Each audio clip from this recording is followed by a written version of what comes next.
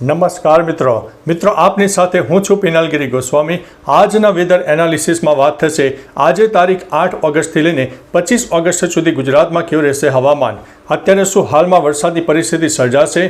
શું વરાપના રાઉન્ડ વચ્ચે વરસાદની શક્યતા રહે છે? તો મિત્રો તેનો જવાબ છે હા। અત્યારે ગુજરાત ઉપર એક સામાન્ય સાયક્લોનિક સિસ્ટમની અસર જોવા મળી રહી છે। આગામી 24 કલાકમાં ગુજરાતના પૂર્વ તરફના વિસ્તારો હોય, ઉત્તર ગુજરાત અને કચ્છના કોઈ વિસ્તારમાં વાદળછાયું વાતાવરણ જોવા મળે અને કોઈ જગ્યાએ લોકલ ડેવલપમેન્ટને કારણે છૂટોછવાયો વરસાદ થઈ શકે છે। આગામી તારીખ 9 ઓગસ્ટ એટલે કે રક્ષાબંધનના દિવસે પણ અરવલ્લી, મહીસાગર, દાહોદ, પંચમહાલ અને છોટાઉદેપુરના કોઈ વિસ્તારમાં હળવા મધ્યમ વરસાદની શક્યતા રહેલી છે।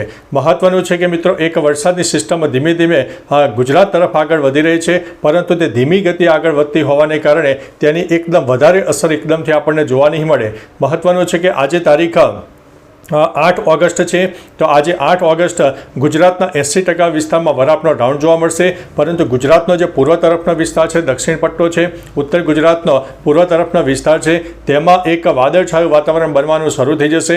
અનેક જગ્યાએ છૂટાછવાયા વરસાદની શક્યતા છે। બાકીના ગુજરાતના 80% વિસ્તારોમાં તાપ તડકો ઉગાડ નીકળે, ગરમીનું પ્રમાણ વધારે દેખાય, ઉપરાંત 32થી લઈને 35 ડિગ્રી સુધી ગરમી પહોંચી જાય, સાથે સાથે બફારાનું પણ પ્રમાણ જોવા મળશે।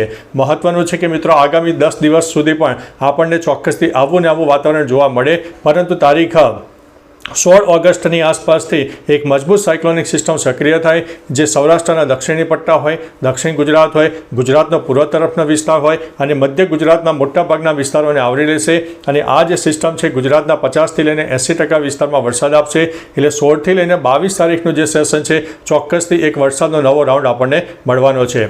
અત્યારે એક મિશ્ર ઋતુ જાણે કે થતી હોય એવો અહેસાસ થશે। ઘડીકમાં આપણે ગરમીનો માહોલ લાગશે, ઘડીકમાં ઠંડા પવનો જોવા મળશે, ઘડીકમાં આપણને વાદળછાયું વાતાવરણ, તો કોઈ જગ્યાએ છૂટક વરસાદ પણ જોવા મળે। છૂટક વરસાદમાં આપણે મિત્રો 5 મિનિટ કે 10 મિનિટના નાનકડા વરસાદી ઝાપટા થઈ જતા હોય છે, પરંતુ સાર્વત્રિક વરસાદનો માહોલ હોય, 2 થી લઈને 5 ઇંચથી વધારે વરસાદ થતા હોય તેવા વરસાદ આપણને અત્યારે હમણાં જોવા નહીં મળે, પરંતુ 16 તારીખથી એક નવી સિસ્ટમ સક્રિય થવાને કારણે આપણને એક ફરીથી વરસાદનો રાઉન્ડ મળે તેવી સંભાવના છે।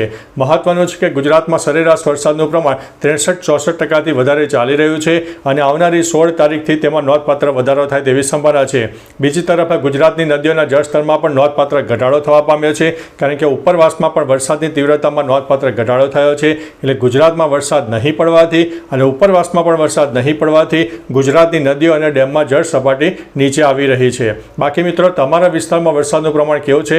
તાપ તડકો ઉગાડ હોય, વરસાદ હોય, વાદળછાયું વાતાવરણ, બફારાનું પ્રમાણ હોય, તમામ પ્રકારની માહિતી નીચે કમેન્ટમાં આપજો, જેથી અન્ય મિત્રો પણ જાણી શકે।